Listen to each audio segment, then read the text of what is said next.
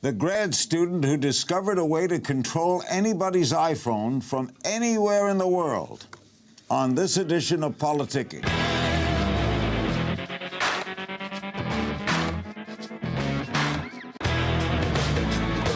Welcome to Politicking. I'm Larry King.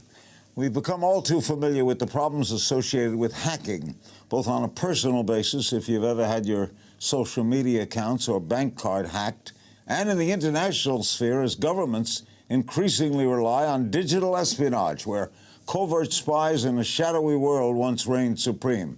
But a new fear has appeared in the digital landscape: weaponized spyware that can be sold across international boundaries to the highest bidder. What does that mean for the world? And can governments keep up with programmers determined to exploit this new arena of cyber warfare? Let's talk about it with Bill Marzak, Senior Research Fellow at the Citizen Lab, which is part of the University of Toronto School of Global Affairs. He was the focus of a recent Vanity Fair article headlined, "How a Grad Student Found Spyware That Could Control Anybody's iPhone from Anywhere in the World." He joins me here in studio.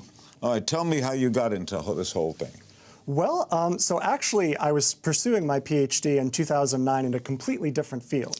I was working in databases, big data, cloud computing. And then in 2011 and 12, the Arab Spring started. And I was in contact with some people back in the country of Bahrain, where I went to high school.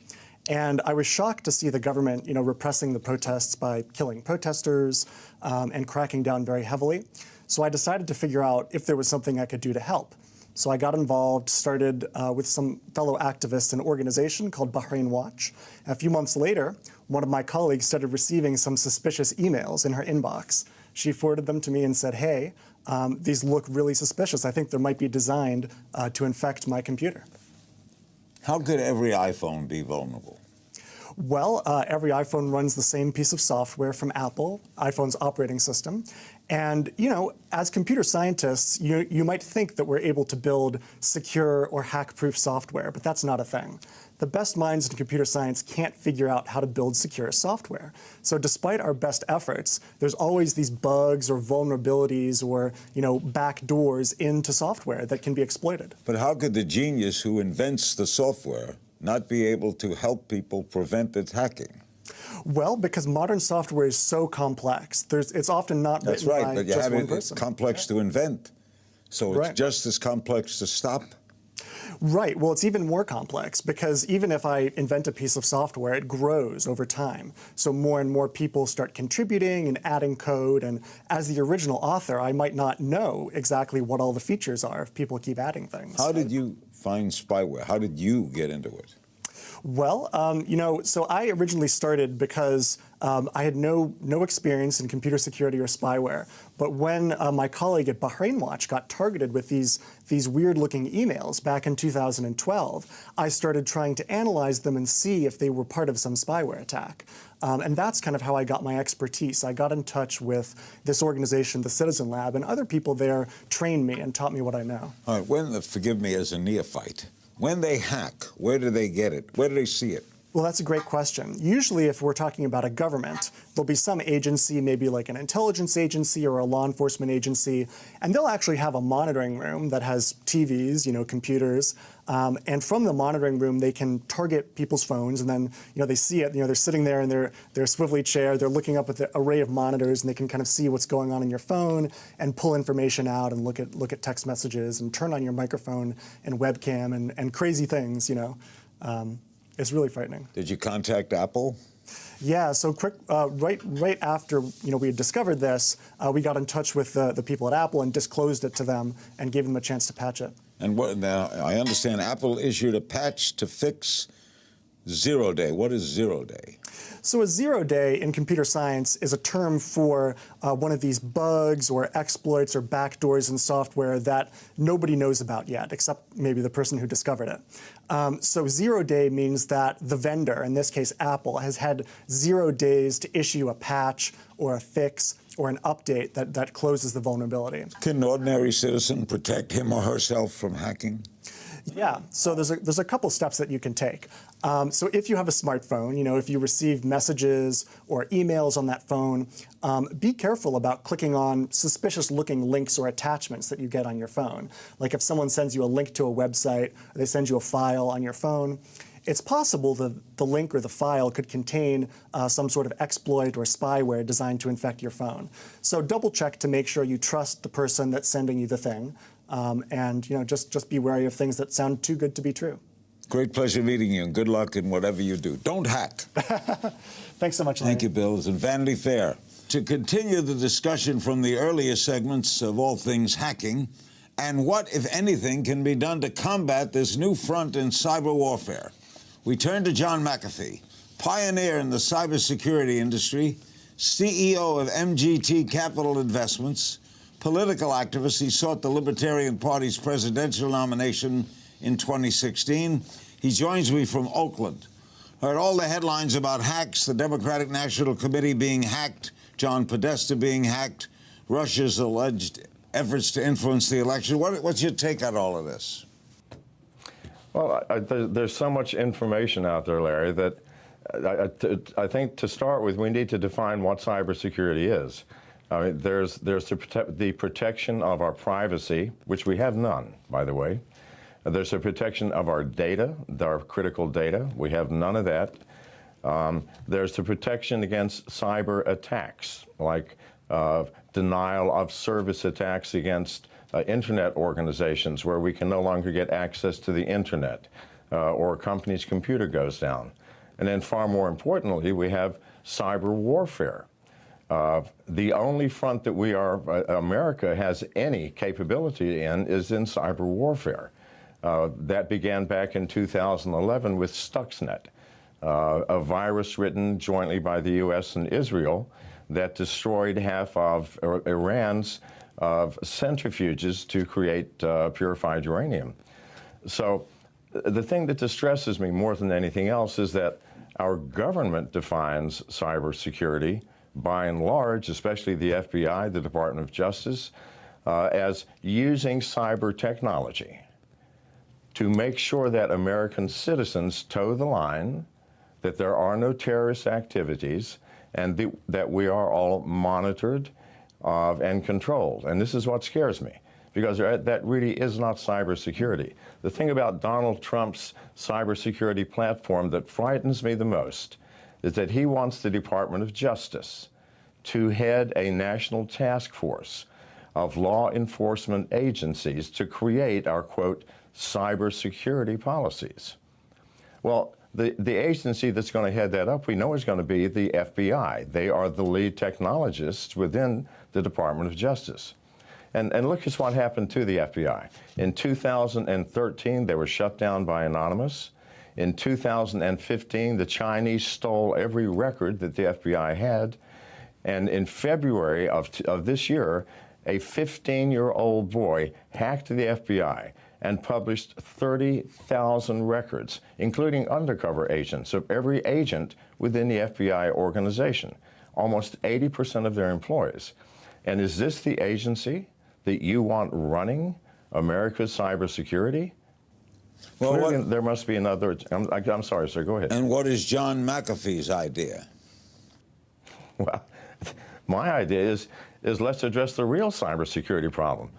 For example, what the FBI has, what the NSA has, what every covert agency within the U.S. government has, is software and hardware capable of listening in on every conversation between every American citizen, reading every text message, reading every email, knowing who our contacts are, knowing everything about us. And these are being used against us now. Why don't we take all of that effort and realize that the American government itself has no security? The Chinese walked off with 23 million records from the Office of Personnel Management last year. As easy as could be, and yet that office was protected by the state-of-the-art cyber protection technology. We don't have any. You think Russia attacked the Democratic Party? Do you think the DNC and Podesta, Julian Assange had anything to do with this? What's your view of that? Okay, well, here's the truth is, Larry, when the FBI or when any other agency says the Russians did it, or the Chinese did something, or the Iranians did something, that's a fallacy. Any hacker capable of breaking into something is extraordinarily capable of hiding their tracks. If I was the Chinese and I wanted to make it look like the Russians did it, I would use Russian language within the code. I would use Russian techniques of breaking into organizations. So there simply is no way to assign a source for any attack. This is a fallacy. This is what the FBI and other agencies want us to believe so that they can manipulate our opinions. But I can promise you, if it looks like the Russians did it, then I can guarantee you it was not the Russians. What do you think of WikiLeaks? You know, I believe that we should know, as American citizens, the truth of what is happening within our government, Larry. You know, our government wants to say, well, we have secrets that we must protect. There are no secrets anymore. If the U.S. government believes that the Russians, the Chinese, the Iranians do not already have all of our secrets because of their hacking technologies, then our government is deluding itself. So WikiLeaks, you know, it's a tricky question, but I would rather know. I would rather know that my government is doing something illegal, like having the NSA spy on me and you and others, than not to know. Surely this is the only sane way to look at this. What's the purpose? The old comic strip Pogo used to say, we have found the enemy and it is us. Why would the government want to hack John McAfee's computer? Why? For what possible reason? John McAfee. Why? Well, if it's me, then it's for any number of reasons. I'm the most outspoken critic of the FBI, So what? of the NSA. It's in America, you can criticize them. They hack you to find out what? To find out who I'm talking to, who my friends are. Am I involved in some subversive organization? Am I doing something anti-American or undemocratic? Am I doing something that might in some way harm the administration or divulge a secret which I may possess? But I have the right to privacy. It's in the Constitution. And yet I have no privacy, and neither do you, Larry. If you think that just because you are not a political activist or you're not speaking out against a government agency, that they may not be looking into your life, I know that they are. Why? You are an important person. You influence millions of Americans. So of course they want to know what you're thinking, what you're doing, who your friends are, and what you're saying. And I'm not being paranoid. This is just the facts of life as they exist today, Larry. We'll be right back with more politicking.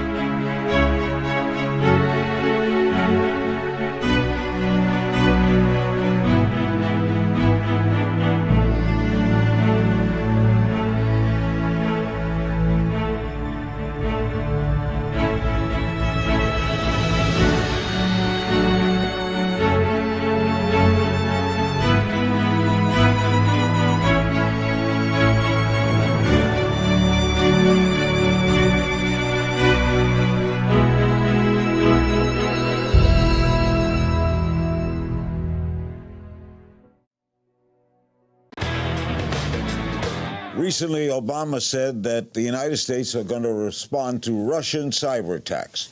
Tell me what the United States can do. Well, Whether it's Russia, China, or Iran, what can we do? Here is the problem. In terms of cyber attack, in terms of cyber warfare, we could destroy every country on the planet by, number one, taking out their power supply permanently. That's trivial. The unfortunate thing is, it is so easy to do and so cheap to create weaponized software, so can every other country in the world. There's not a single country that could not bring us down if they so choose. Why hasn't it happened? We're in the same sort of détente that we were in the 50s and 60s, where nobody can push a button because they fear the response that might occur. We have weapons of software, weaponized software coming out the kazoo, but we have no protection. We have no security. There is no way to stop attacks from others. If we had any, then we would not have had the attacks against the Office of Personnel Management. The FBI could not have been hacked by a 15-year-old boy. We all need to get real here. How? Our country, I'm sorry. No, go ahead. Finish what you were going to say. Well, it's simply that it is so easy to create the weapons, weaponized software to destroy, harm, and create chaos within other countries that we have totally forgotten the protection of ourselves. And had not the FBI and the NSA applied all of their talents into watching me and you and all of your viewers, we would actually have some cyber protection. But all of that effort has been placed on a country that is afraid of its own citizens. Who approves afraid that? Of people. Who signs I'm off sorry? on that? Who signs off on their spying on us rather than on the other guy, the bad guy? Well, I have no idea. Who edicts that? Well, allegedly, it would come through the executive branch. But apparently the NSA on its own took on the task of spying on Americans rather than its assigned task of spying on foreign countries without any oversight. I mean, we are out of control here in cybersecurity. We need people who truly understand the full breadth of this. It is a complex problem involving not just our privacy and our security as individuals or as companies, but as a nation. The very existence of our culture, of America, depends on a change. And it can't happen without new people, without new blood, without new talent. Nixon did this without the internet. He invaded psychiatrist's office. He tried Watergate, right? Now, Right. imagine, let's say, an evil president. Now, you don't think Obama cares about going into your cyberspace, do you? Do you care? Do you think he does? I don't think so. No, obviously he doesn't, else it would not be happening. So you think he does know about it or doesn't know about it? Well, whether he does or doesn't, he doesn't seem to care.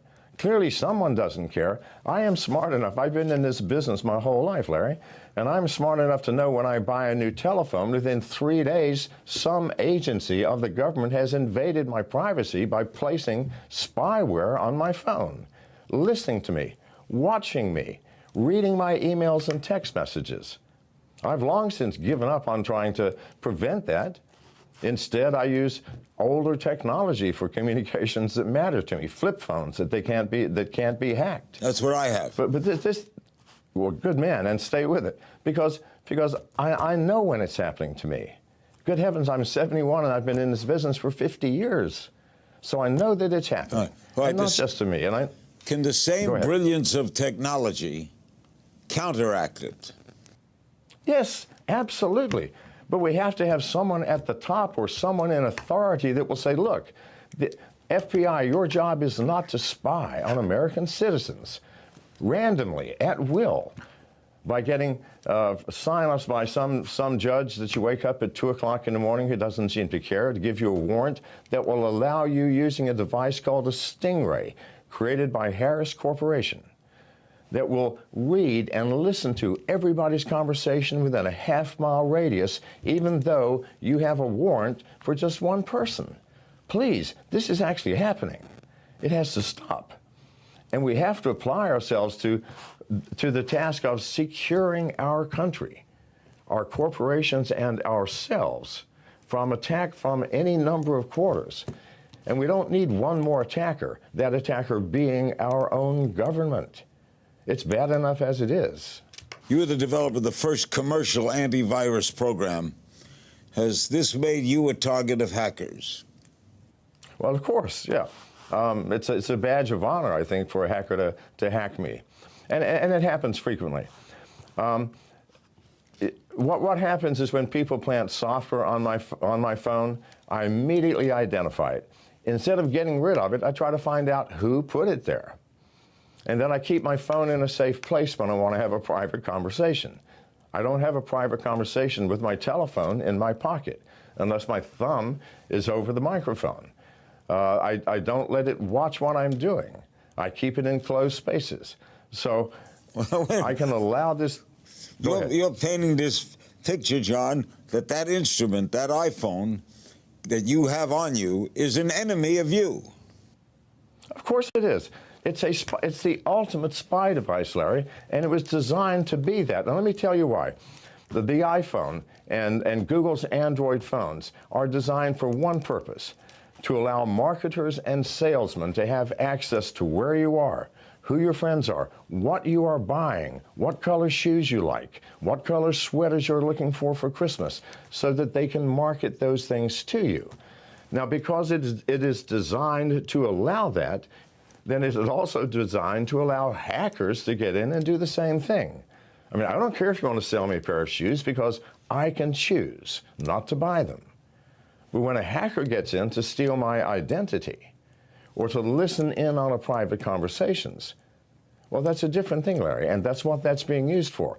And the government uses these same facilities to spy on you, everyone who's watching you, me in particular, or anybody who looks like they are standing out of line or saying or doing something which might potentially be a threat to America. How do you know that the United States government isn't looking into what Iran is saying, what Russia is saying, what China is saying? Why can't we do the same?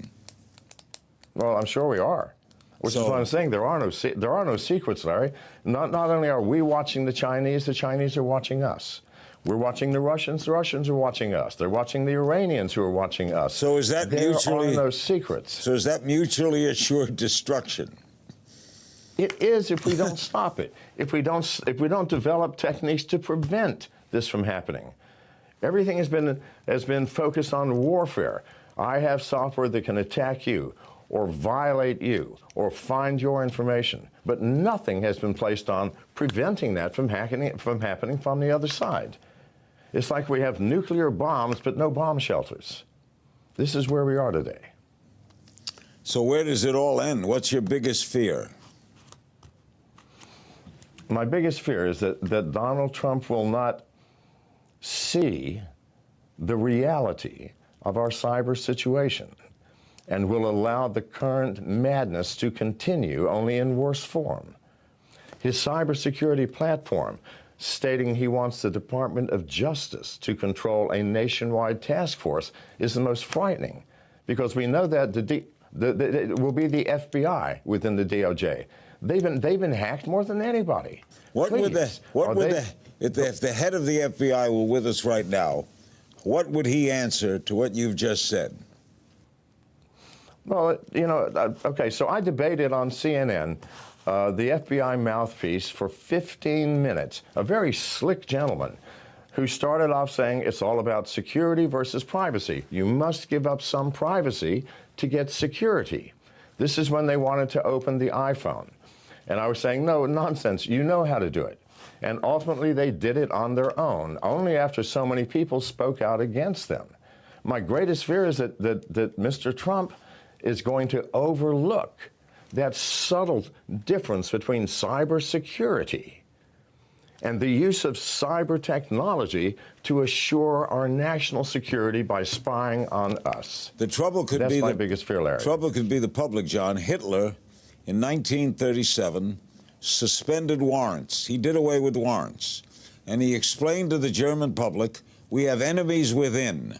If you have nothing to fear, why do you care if the police come to your house to search it?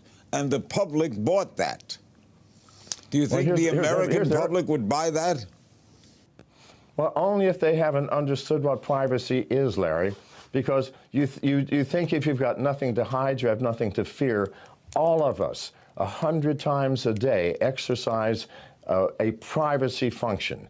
When you buy something from the grocery store, do you tell the clerk the intimate details of your life? No, that's madness.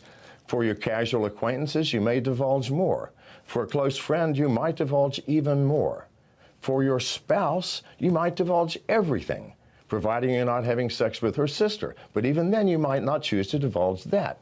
We all have levels of privacy that allow our society to function smoothly.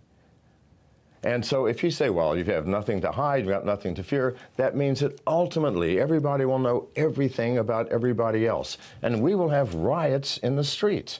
Privacy is the glue that allows the negative aspects of humanity to meld with our positive aspects and have a smoothly functioning society. We are all, Larry, greedy as well as loving. We feel hate as well as generosity. We have grace, but we also have fear and jealousy. These are the things that we must keep private from some people. Otherwise, your neighbor, if you're a Christian and you don't know your neighbor's a Muslim or vice versa, and all of this comes out, suddenly the person that you liked you no longer like. Suddenly there's animosity, secrecy. We all have secrets. We all must keep them. John, you're a great guest. Thanks so much for joining us.